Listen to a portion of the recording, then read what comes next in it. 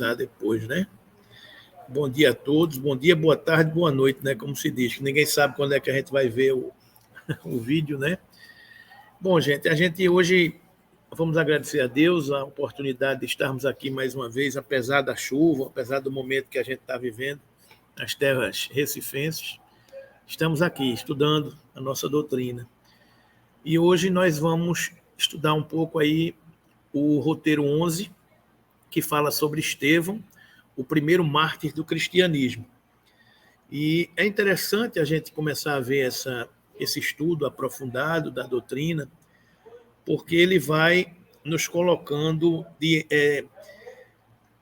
a gente vai mergulhar um pouco agora de Estevão, de Paulo, depois a gente vai entrar nas epístolas de Paulo, nas epístolas dos outros apóstolos, porque isso vai dando uma amplitude do conhecimento da literatura do Evangelho, né? Do esforço de tantos mártires para que a gente pudesse ter hoje a informação tão difundida, né? Tão diluída, tão fácil de ser acessada, né?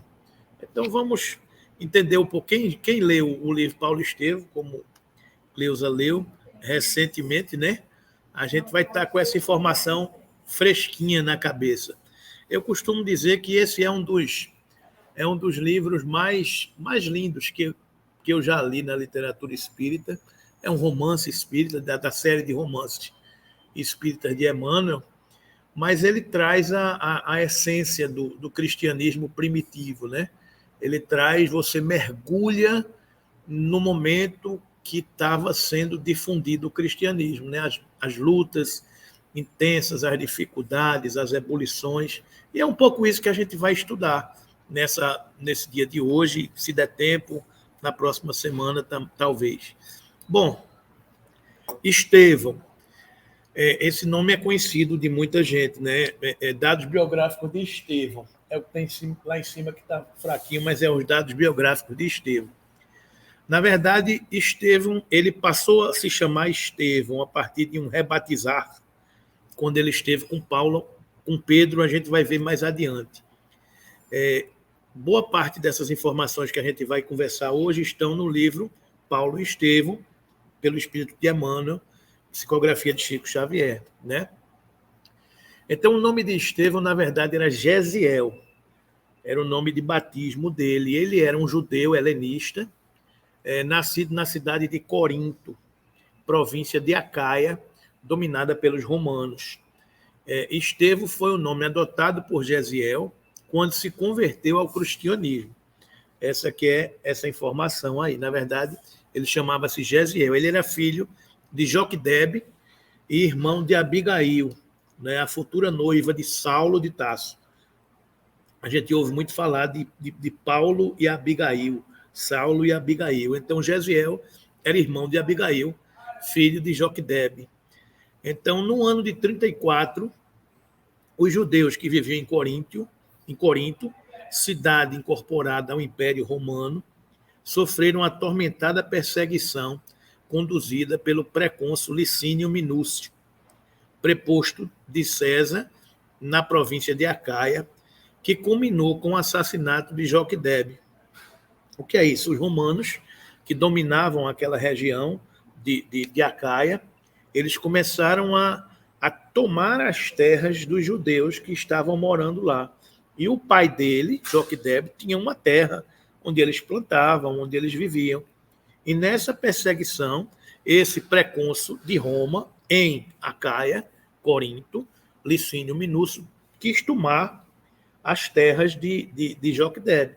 E tomou, na força dos soldados, dos centuriões, aquela coisa toda. E o pai reagiu, discutiu, e ele acabou sendo assassinado. O pai foi assassinado, né? E o próprio Gesiel reagiu também, porque, imagine, você está no seu canto e você foi tomado da sua propriedade, né? Ele reagiu, mas ele foi preso. Então, ele foi preso nas prisões pelo pré-cônsul Licínio Minúcio.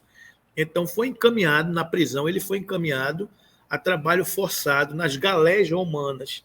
Era aquela história das galés, eram aqueles escravos.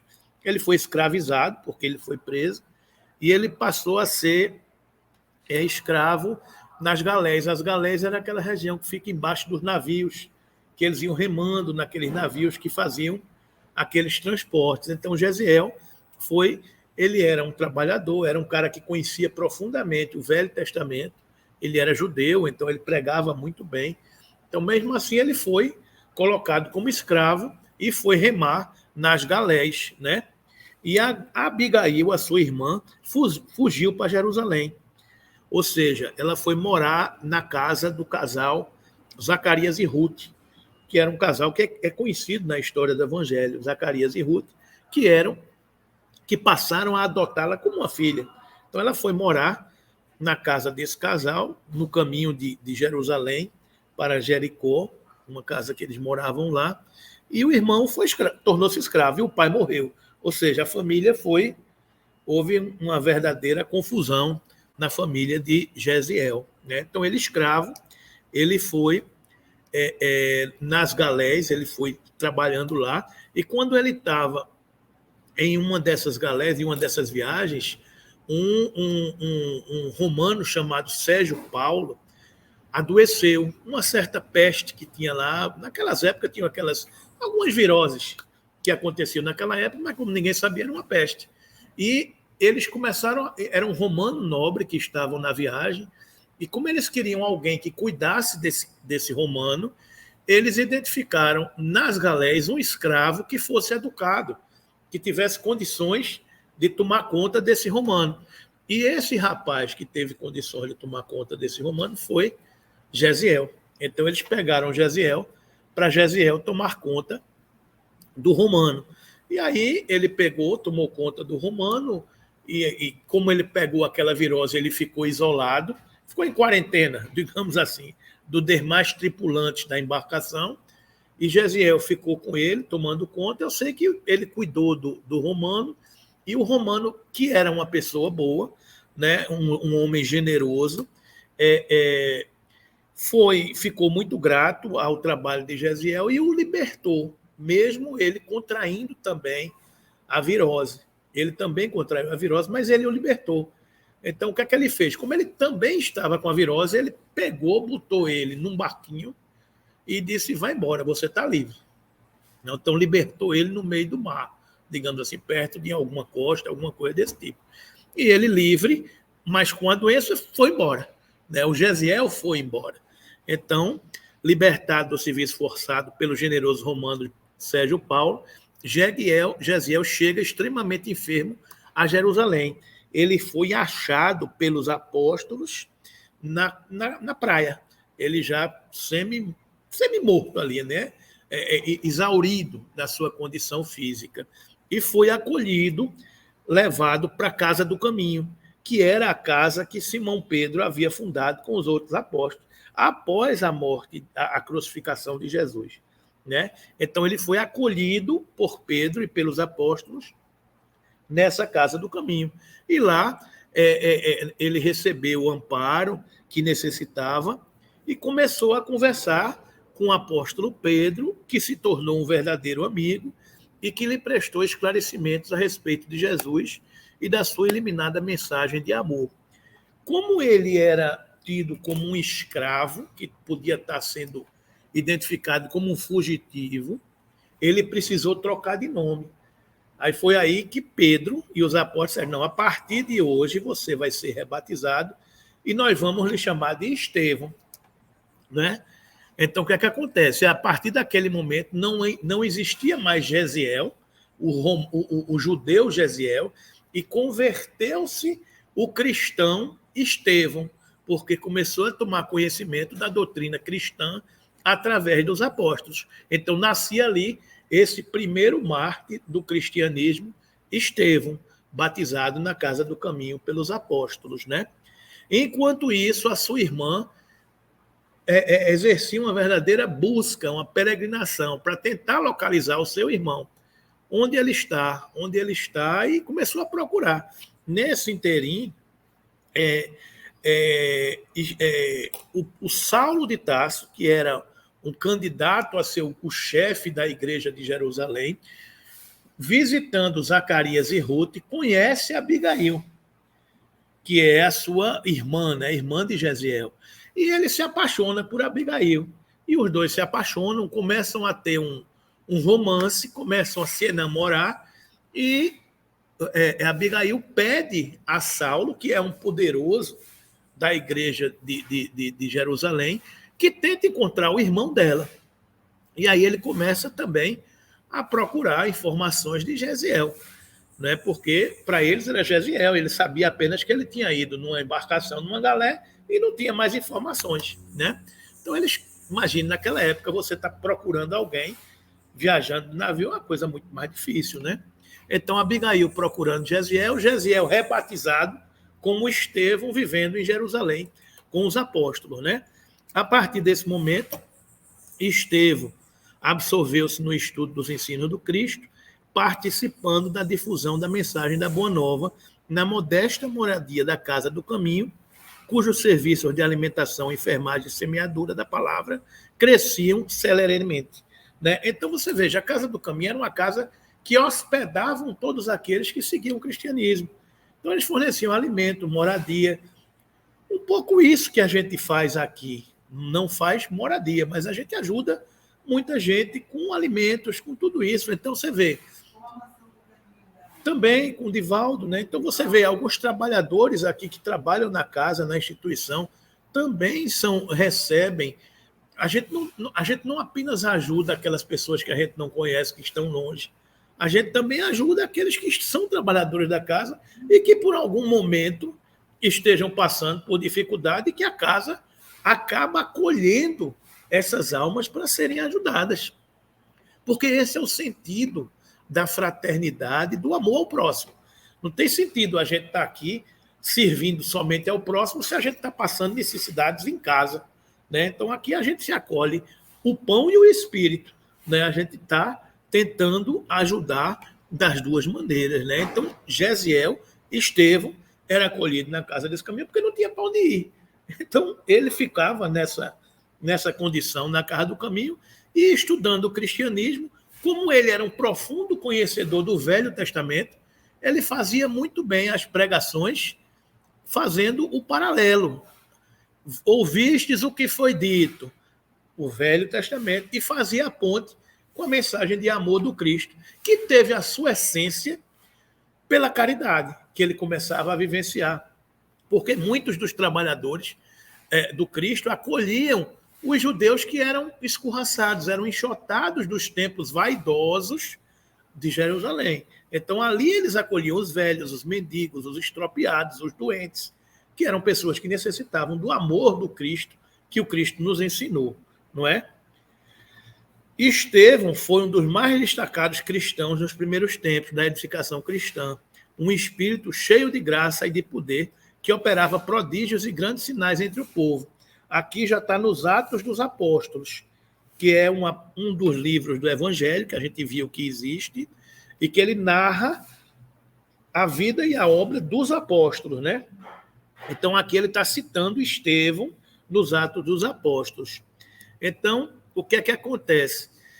Quando chegou, lembram que Abigail era a namorada de Saulo, e Saulo procurando Estevão. Então, chegando a Jerusalém, vindo de Damasco, Saulo se encontra com um amigo Sadoc, que lhe fornece informações a respeito de Estevão. Estevão era um grande pregador do cristianismo que se insurgia no seio da igreja de Jerusalém. Então, os doutores da lei do templo de Jerusalém começaram a dizer: que conversa é essa?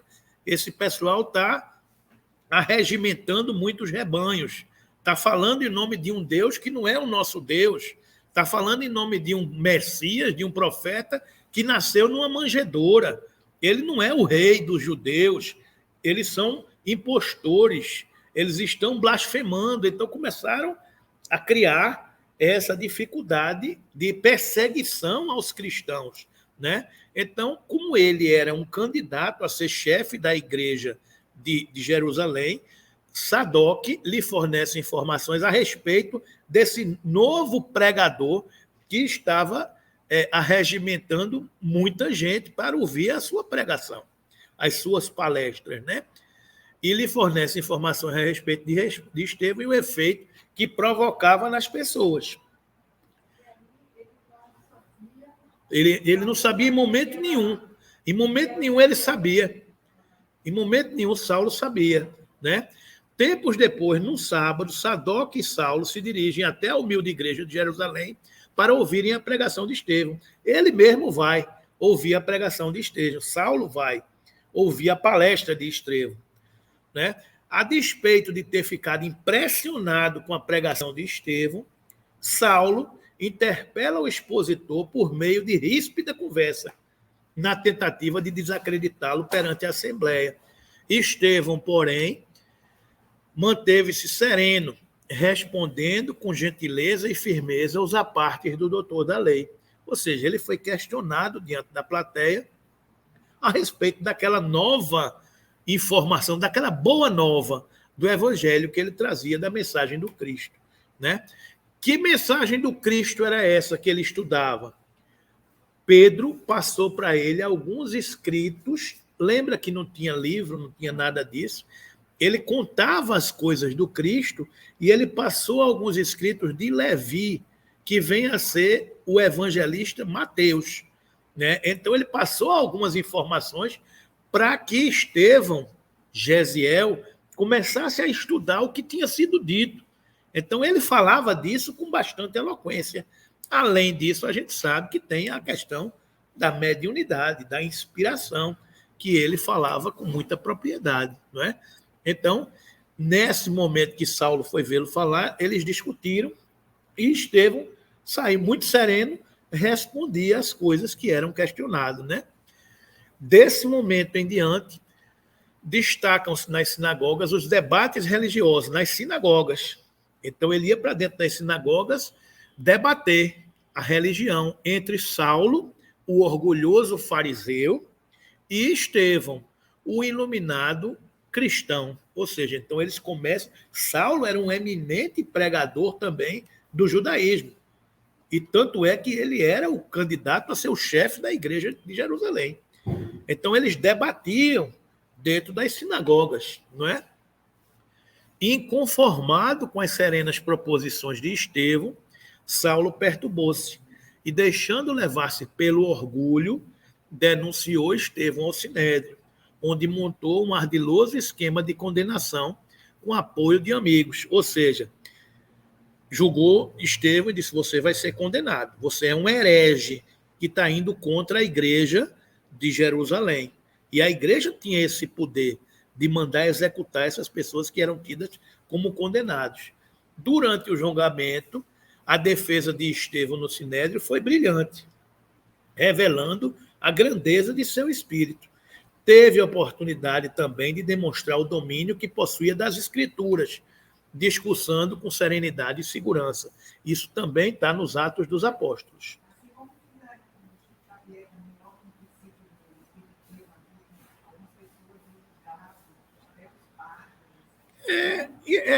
Essas perseguições em nome do Cristo são comuns, né? Não tem quem escolhe seguir o Cristo, não espere facilidades. Vai ter dificuldade em todo canto. E, se não for dentro da grande massa, digamos assim, né? Então, de uma certa forma, o cristianismo revolucionava, porque ele quebrava o olho por olho, o dente por dente, e trazia a mensagem do perdão, do amor, da esperança, da paz, de socorrer os aflitos e sobrecarregados, né? Então ele era questionado. Então ele foi condenado e foi, entretanto, implacavelmente julgado e condenado à morte por apedrejamento, homicídio aprovado por Saulo, né? Então, nessa hora, Saulo, orgulhoso, porque venceu na força esse debate, diz a Abigail, do julgamento final de Estevão. E ela foi assistir esse julgamento final de Estevão. E no átrio do templo ele foi julgado e foi condenado. Então ele foi apedrejado. Naquele momento foi apedrejado até a morte, porque essa era a sentença que se aplicava. Homicídio aprovado por Saulo, né? Mesmo sendo acusado de blasfemador, caluniador e feiticeiro, Estevão manteve-se firme até o final, quando entregou sua alma a Deus. Então ele foi apedrejado, e nesse momento, depois de apedrejado, ele foi levado para uma sala, e Estevão quis levar Abigail para ver o seu troféu, digamos assim, né? Então ele levou a Abigail para ver aquele que ele tinha condenado. E quando ele levou a Abigail para ver aquele que ele tinha condenado, Abigail reconheceu o irmão, né? Então, naquele momento, Saulo entrou em parafuso. Falei, meu Deus, como é que pode? Se a minha amada me pede para eu procurar Gesiel, eu não sabia que ele era Gesiel. Ele é Estevão. Então, naquele momento, ele entrou em torpor, Abigail entrou em prantos, e mesmo assim, Estevão perdoou Saulo naquele momento, disse que ficaria bem com Jesus e seguiria a sua jornada. Mas Saulo se perturbou com essa passagem toda e caiu fora, né? E Abigail foi embora e acabou adoecendo, morreu. O romance de Saulo com Abigail acabou, né? Então Estevão foi esse primeiro mártir do cristianismo porque morreu, né? Antes de emitir o seu último suspiro, Estevão perdoa Saulo e os demais perseguidores, adentrando vitorioso no mundo espiritual. Para o futuro apóstolo dos gentios, entretanto, iniciava-se a sua via crucis. Ou seja, para Saulo, a partir daquele momento, ele começa a sua perturbação, a sua transformação, a sua via crucis, marcada por uma dor extrema. Acabara de perseguir, condenar e aprovar a matança do irmão de Abigail, o seu amor adorado. Ou seja, para ele não entendia esse Jesus de Nazaré. Por que você faz isso comigo? Eu o perseguia e você fez com que eu matasse o irmão da minha amada, que não quer mais saber de mim. Então, Saulo entrou num parafuso enorme, né?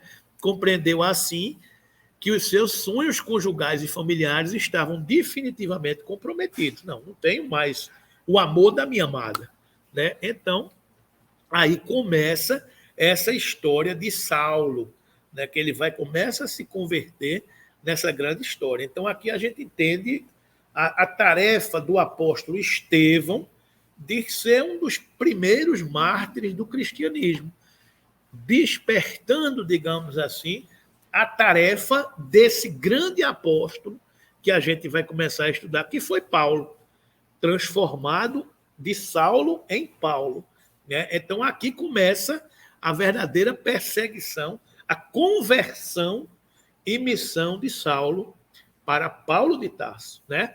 Então, quem é Paulo? Nasceu em Tarso, capital da Cilícia, recebendo o nome hebraico de Saulo. Tarso, famosa por seus filósofos e suas escolas. Ali se estabeleceram judeus da diáspora.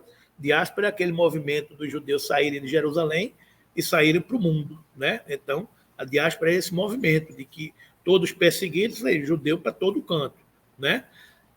E ele aprendeu o ofício de ser tecelão. Saulo era tecelão, certo? Então, a Tarso fica aqui, ó, aqui embaixo, perto, entre a Turquia e a Síria.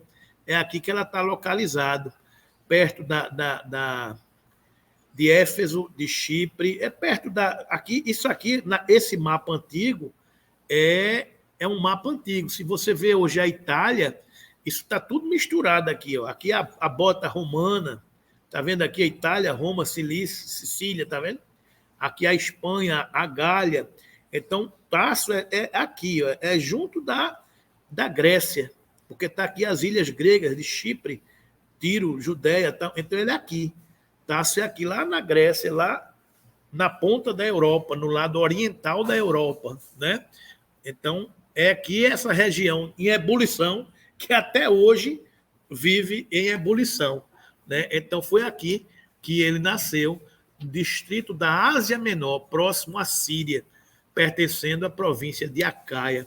Então, você vê que a expansão do Império Romano sai daqui de Roma e vai tomando conta desse mundo conhecido todo, né? Então, Roma vai conquistando tudo, por ali, né? Então, esse aqui é o desafio. Então, Saulo nasceu nessa cidade, né? A sua orientação religiosa em Jerusalém, ele tinha como preceptor o rabino Gamaliel, que é uma figura muito importante na vida de Saulo, esse rabino Gamaliel, que depois a gente vai ver que ele o orienta também no cristianismo, porque Gamaliel se afasta da igreja de Jerusalém, vai meditar no deserto, nas coisas todas, e passa para Saulo os evangelhos também de Levi, para que ele estudasse também, ou seja, Gamaliel também se convertendo ao cristianismo, esse grande orientador de Saulo na igreja de Jerusalém. Ele era membro do Sinédrio, posição de prestígio, né? Ele tinha uma notável inteligência e considerável cultura. Eita, saiu. Falava fluentemente o grego, o latim e o hebraico. Era um excelente argumentador, intransigente em pontos da doutrina, mas flexível na apresentação de suas ideias. Adapta-se ao nível de seus ouvintes. Então, ele era um grande pregador, era um grande palestrante, era um grande membro do Sinédrio e candidato a ser o chefe máximo da igreja de Jerusalém. Era um nobre. A sua família era de posses, de riqueza, e ele era essa pessoa que tinha essa capacidade de assumir esse posto. Nascimento em Tarso, uma cidade cosmopolita, tempo e local pré-determinado, população heterogênea de marcada influência grega, tradição grega e cidadão romano. Ele era um cidadão romano. Patrimônio cultural e político difícil de ser reunido em uma só pessoa. Então, ele reunia todas as condições de ser esse eminente chefe da igreja de Jerusalém. Posses culturais, posses econômicas, então ele reunia numa só pessoa todos os atributos para ser essa pessoa. Ele tornou-se, digamos assim, o apóstolo dos gentios. E aí a gente vai ver um pouco o resumo dessa história aí. Ele perseguiu cristãos, a morte de Estevão transforma a sua vida, é aquilo que a gente viu agora há pouco, né? Abigail, afastada de Saulo, converte-se ao cristianismo por intermédio de Ananias. Ananias é aqueles homens do caminho, aqueles que vão de porta em porta, dando notícias do evangelho. Então, vocês imaginem, antigamente não tinha internet, não tinha WhatsApp, não tinha Instagram, né? Não tinha nada disso, para as pessoas estarem difundindo as informações. Nem tinha livro para você dar a ninguém, nem tinha papelzinho para você distribuir. Então, os pregadores do cristianismo, eles eram homens do caminho. Por isso que, no primeiro momento, era a igreja do caminho. Eram aquelas pessoas que saíam de porta em porta, falando da boa nova. De vez em quando a gente vê alguns evangélicos que chegam nas nossas portas, batem na porta e querem converter as pessoas, digamos assim, à sua mensagem de fé. Era um pouco semelhante ao que se fazia. Vocês verem aquela igreja adventista dos mormons, dos santos dos últimos dias. Os mormons, né? Que é o quê? Que eles saem de porta em porta como missionários pregando o evangelho. É um pouco a inspiração dos cristãos primitivos, dos homens do caminho. Então, eles iam de porta em porta falando do Cristo, falando do evangelho, falando da boa nova. E Ananias era um desses, que foi ele que converteu Abigail.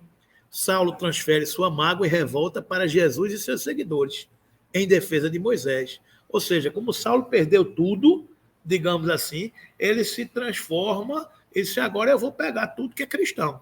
E ele sai, elabora um plano de perseguição aos cristãos, objetivando a prisão de quem? De Ananias. Ele focou a sua ira de ter perdido Abigail naquele que converteu Abigail. Quem foi que converteu Abigail? Ananias. Eu vou atrás de Ananias. Eu vou pegar Ananias. Então, o Sinédrio lhe concede cartas de habilitação para agir livremente. Então, ele saiu com uma escolta de soldados com poder de prender e de matar, se fosse o caso. Então, ele saiu para onde? Ele é o convertido de onde? De Damasco. Então, na estrada de Damasco, quando ele teve notícias, lembram do mapa aqui, ó? Onde está Damasco? Cadê Damasco aqui? Vamos ver. Ele está por aqui, Líbano. Damasco deve estar por aqui. É porque está pequenininho o mapa. Deixa eu ver se eu acho aqui. Cartago. Está aqui, ó, Damasco. Ó, aqui. Então ele sai de Jerusalém para Damasco. Aqui, ó, Jerusalém. Está vendo aqui no pontinho? Aqui embaixo, ó. Jerusalém aqui, tá vendo? Isso aqui é Jerusalém, ó, Judeia, tá vendo? Tá vendo? Ele sai daqui para aqui, ó. Isso aqui é Damasco, ó. Antes da Antioquia, tá vendo? Essa região aqui, ele sai de Jerusalém para Damasco. Nessa estrada de Jerusalém para Damasco, quando ele ia perseguir, prender Ananias, o que é que acontece? Brilha uma luz, um sol intenso, e quem aparece para Saulo? Jesus de Nazaré. Então Jesus aparece para Saulo em espírito e diz: Saulo, Saulo, por que me persegues? Então aquela luz é tão forte do Cristo que Saulo cega. Então ele cai do cavalo, cai no chão, cega. Aí quem sou vós, Senhor? Eu sou Jesus. Então você imagina aquela perturbação na cabeça de Saulo e Jesus aparece para ele.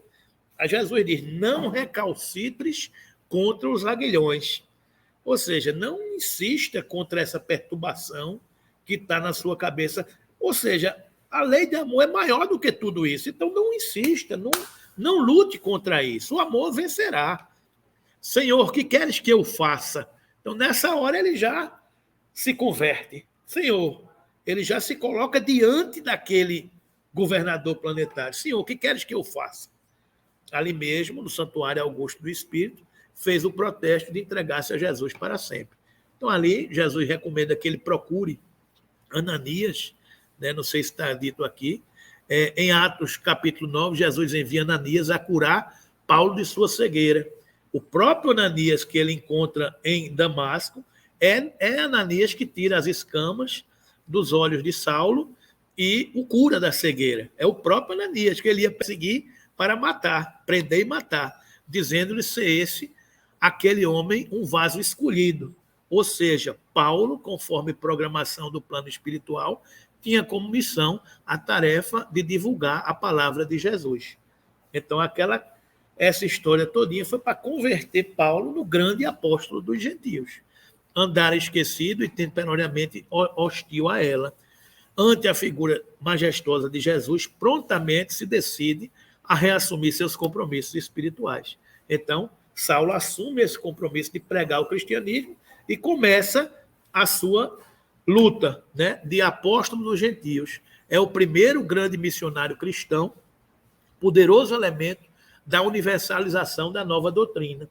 Judeu de origem e formação, entendeu que o pensamento do Cristo não podia ficar contido nos limites da raça judaica, e sim que essa mensagem deveria ser imparcialmente distribuída a todos. Ou seja, Saulo, a gente vai ver daqui a pouco, ele entendeu que o cristianismo não podia ficar circunscrito à igreja de Jerusalém. Ele tinha que sair de Jerusalém para difundir essa mensagem do Cristo. Daí a grande tarefa de Paulo ser chamada o apóstolo dos gentios. O que eram os gentios? Os gentios eram todos aqueles que não eram iniciados, que não eram judeus, eram crentes de outras escolas religiosas, eram os gregos, eram aqueles que viviam naquelas outras regiões, que não estavam em Jerusalém. Então Paulo disse: eu não vou ficar aqui discutindo o cristianismo dentro do sinédrio. Eu vou sair daqui e falar para os não judeus.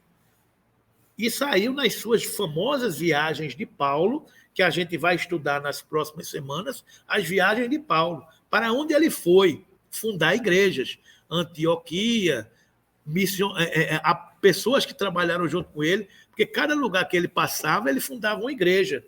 Em Éfeso, na Antioquia, saiu fundando as diversas igrejas. Ele ia, viajava, chegava no lugar, se hospedava na casa de alguém era simpatizante da sua doutrina, ele disse: aqui eu vou fundar uma igreja. E saía viajando, difundindo a palavra do Cristo, não dentro do seio da igreja de Jerusalém, mas fora dos limites de Jerusalém. Então, a mensagem do Cristo não podia ficar contido nos limites da raça judaica, e sim que essa mensagem deveria ser imparcialmente distribuída a todos. Soube esperar o seu momento, meditou 3 anos no deserto e mais 3 anos viveu na obscuridade. Ele não a partir do momento que ele saiu da conversão com Ananias, ele não foi imediatamente, ele foi para o deserto, foi meditar, foi estudar, foi trabalhar, foi se recolher, foi deixar de ser o nobre que ele era para poder se revestir dessa pessoa fortalecida na sua nova fé, né? Então, a missão de Paulo, no ano 36, ele conhece Ananias, só no ano 39, 3 anos depois, é que ele sai para a sua pregação. Nesse caminho, ele conhece Ezequias, Prisca e Áquila, Barnabé e apóstolos, né? São pessoas que ele convive, que são pessoas conhecidas do Evangelho, Timóteo, a gente vai ver mais na frente, Marcos, o próprio Lucas é um que conviveu bastante com Paulo, né? São pessoas que fazem parte desse cristianismo primitivo e que ajudaram o cristianismo a ser difundido, né? Então ele passa esses 3 anos se preparando para ir pregar o Evangelho, né? Proclamou as verdades do Cristo aos grandes e aos pequenos, ainda que precisasse percorrer entre os extremos da humildade e da renúncia. A fé o sustentou em todas as dificuldades. Todavia, compreendeu que somente o amor faz o homem elevar-se. Fiz-me tudo perante todos para salvar alguns a todo custo. E tudo isso faço pelo Evangelho, para ser partícipe dele. Ou seja, Paulo é um grande exemplo dessa conversão ao cristianismo. Não é que todos nós estamos em busca de se tornar também discípulos do Cristo, né? Então, só fazendo um pouquinho desse resumo desse livro, esse livro apresenta, antes de tudo, a figura do cooperador fiel, na sua legítima feição de homem transformado por Jesus Cristo e atento ao divino mistério. Recorda as lutas acerbas e ásperas e os ásperos testemunhos de um coração extraordinário que se levantou das lutas humanas para seguir os passos do Mestre num esforço incessante, né? Recordar que Paulo recebeu a dádiva santa da visão gloriosa do Mestre às portas de Damasco, mas não podemos esquecer a declaração de Jesus relativa ao sofrimento que eu aguardava, por amor ao seu nome. Certo é que o inovidável tecelão trazia o seu ministério divino, mas quem estará no mundo sem o ministério de Deus? Não é? Quem de nós está no mundo sem o ministério de Deus? Nós não somos os convertidos de Damasco, mas somos os convertidos de Recife, de São Paulo, do Mato Grosso, de onde quer que esteja. Porque quem está no mundo sem uma tarefa a cumprir por amor ao Cristo?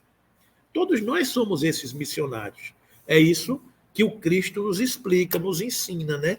Muita gente dirá que desconhece a própria tarefa, que é insciente a tal respeito, mas nós podemos responder que, além da ignorância, há desatenção e muito capricho pernicioso.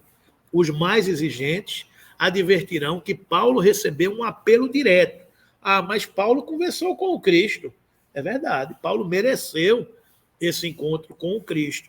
Mas, na verdade, todos os homens medos rudes têm a sua convocação pessoal a serviço do Cristo.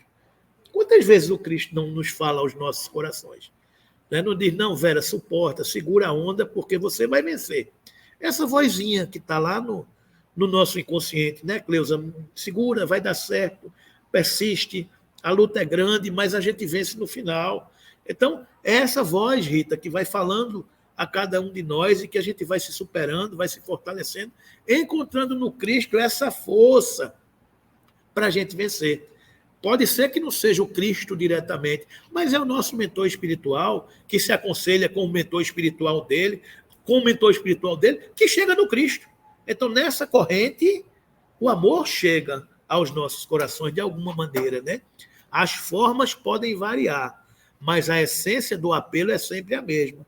O convite ao ministério chega, às vezes de maneira sutil, inesperadamente. A maioria, porém, resiste ao chamado generoso do Senhor, né? Então, é esse convite de sermos os apóstolos do Cristo, né? A figura de Paulo avulta muito aos nossos olhos, porque ele ouviu, negou-se a si mesmo, arrependeu-se, tomou a cruz e seguiu o Cristo até o fim de suas tarefas materiais, entre perseguições, enfermidades, apodos, zombarias, desilusões, deserções, pedradas, açoites e encarceramentos. Esses eram os cristãos primitivos, não é? Paulo de Tarso foi um homem intrépido e sincero, caminhando entre as sombras do mundo ao encontro do mestre que se fizera ouvir nas encruzilhadas de sua vida. Foi muito mais que um predestinado, foi um realizador que trabalhou diariamente para a luz. O mestre chama-o da sua esfera de claridades imortais. Paulo tateia na treva das experiências humanas e responde: Senhor, que queres que eu faça? Entre ele e Jesus havia um abismo que o apóstolo soube transpor em decênios de luta redentora e constante. Demonstrá-lo para o exame do quadro nos compete em trabalho próprio, a fim de ir ao encontro de Jesus. É o nosso objetivo. Todos nós temos um grande abismo entre nós e o Cristo. Transpor esse abismo com as nossas renúncias, com a nossa luta, com o nosso testemunho, com a nossa fé, com o nosso embate constante para vencer o homem velho que ainda habita dentro de cada um de nós, é a tarefa, é o objetivo que nos compete, é o grande propósito de nossa vida. Se não for servir ao Cristo, o que mais a gente pode fazer na nossa existência? Agora, não existe só uma maneira de servir ao Cristo. Quais são as maneiras de servir ao Cristo? Amar a Deus acima de todas as coisas e amar ao próximo como a si mesmo. Esse é o grande roteiro para servir ao Cristo. Como é que você ama a Deus? O que é Deus? Deus é a inteligência suprema, a causa primária de todas as coisas. Então, amar a Deus é amar todas as coisas. É amar a natureza, amar o mundo, amar a humanidade, amar a ecologia, amar o mar, amar as estrelas, amar a vida, amar tudo que nos cerca. Amar é vibrar positivamente para que tudo se harmonize. É estar em sintonia com tudo isso. Quem é meu próximo? É todo aquele que eu encontro no meu caminho. O meu próximo é a minha família que está junto de mim, é o colega que eu encontro na casa espírita, no trânsito, no trabalho, na via pública, em qualquer lugar. O próximo é esse. Então, amar, como Cristo nos ensina, é essa tarefa de servir ao Cristo. Então, muitas vezes, as nossas vidas, a gente imagina que ela não tem sentido, que ela não tem propósito, mas, puxa vida, Deus, Jesus nos oferece uma estrada tão longa para que a gente possa florescer, nos oferece um campo tão extenso para que a gente possa semear. Às vezes a gente semeia num terreno áspero na nossa família, nas dificuldades que a gente encontra no nosso dia a dia. Mas esse terreno áspero é exatamente o espinho na carne que Paulo fala, as dificuldades que todos nós carregamos, porque nós não temos ainda a condição crística de um espírito como Cristo, como tantos outros que já passaram por tudo isso. A gente ainda precisa passar por lutas, por dúvidas, por angústias, por dificuldades, por guerras, por dissensões de todas as naturezas, porque somos ainda almas invigilantes, incipientes, ainda caminhando para essa angelitude. Então, todas essas dificuldades são naturais da viagem, mas o nosso objetivo é ir ao encontro de Jesus. E a gente pode ir todas as vezes que a gente encontrar uma oportunidade de servi-lo de alguma maneira, né? Reconhecer que o apóstolo Paulo não poderia chegar a essa possibilidade em ação isolada no mundo. Aquilo que a gente sempre fala aqui, ninguém está só no mundo. A gente tem que estar sempre acompanhado de muitas almas que nos acompanham, que nos assistem, que querem a nossa felicidade e o nosso crescimento. Sem Estevão, Gesiel, não teríamos Paulo de Tarso. Então você veja que Estevão veio, Abigail veio, Ananias veio, todos esses espíritos vieram para que surgisse Paulo de Tarso. Abigail, Ananias, Gamaliel, os apóstolos, Timóteo, Lucas, quantas almas não vêm para que a gente floresça na nossa tarefa, não é? Ou seja, ninguém está só, a gente está tudo de mão dada, caminhando para a gente poder chegar ao nosso objetivo, ao nosso ideal. E a gente não chega sozinho. A gente chega numa corrida de revezamento. né? Todos se ajudando uns aos outros, né? Nas diversas tarefas da vida, sempre nos questionamos diante dos desafios de ser cristão, relativamente às nossas necessidades espirituais, né? A gente sempre nos questiona, né? Então, cabem essas perguntas. O que fazer para adquirir a compreensão perfeita dos desígnios do Cristo? Essa conversa aqui ele teve com Abigail, em sonho, e a gente vai ver essas respostas. O que fazer para adquirir a compreensão perfeita dos desígnios do Cristo? Como proceder de modo a enriquecermos na virtude divina? E como fazer para que alcancemos elevada expressão de esforço com Jesus Cristo? Mas se o entorno ainda não acompanha, que providências adotar contra o desânimo destruidor? Como agir no âmbito de forças tão heterogêneas? Como conciliar as grandiosas lições do Evangelho com a indiferença dos homens? Pois não.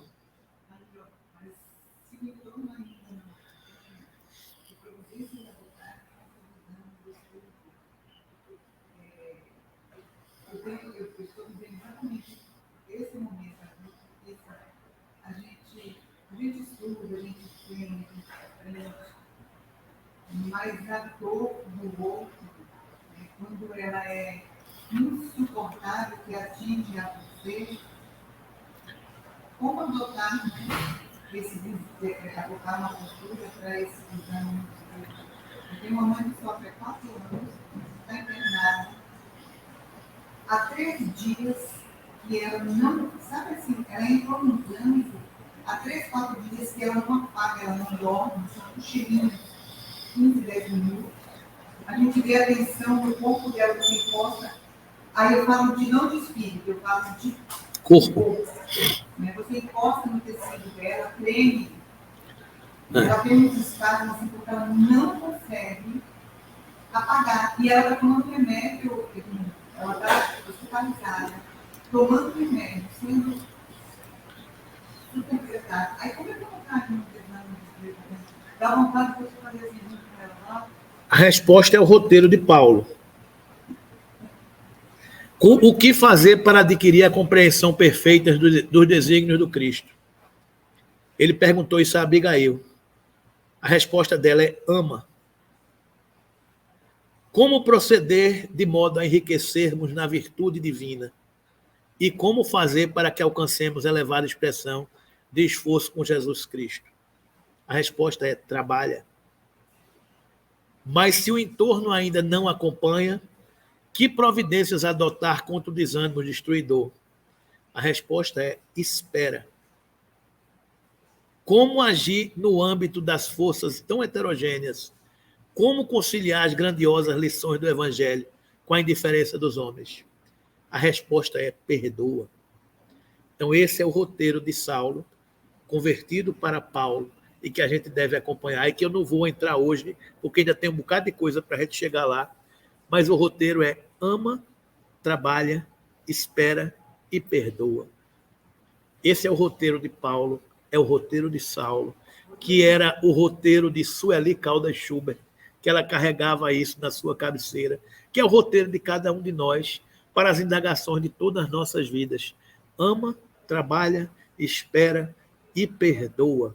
Esse foi o roteiro que Abigail traçou para Saulo, o convertido de Damasco, Paulo, o apóstolo dos gentios, enfrentar a sua trajetória.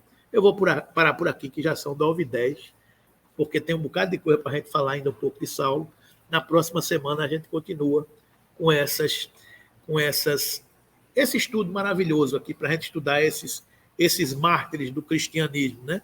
Que tanto nos ajudam a nos tornarmos pessoas melhores, né? Então, vamos fazer a nossa prece, que Jesus nos abençoe, que Jesus nos ilumine e que nos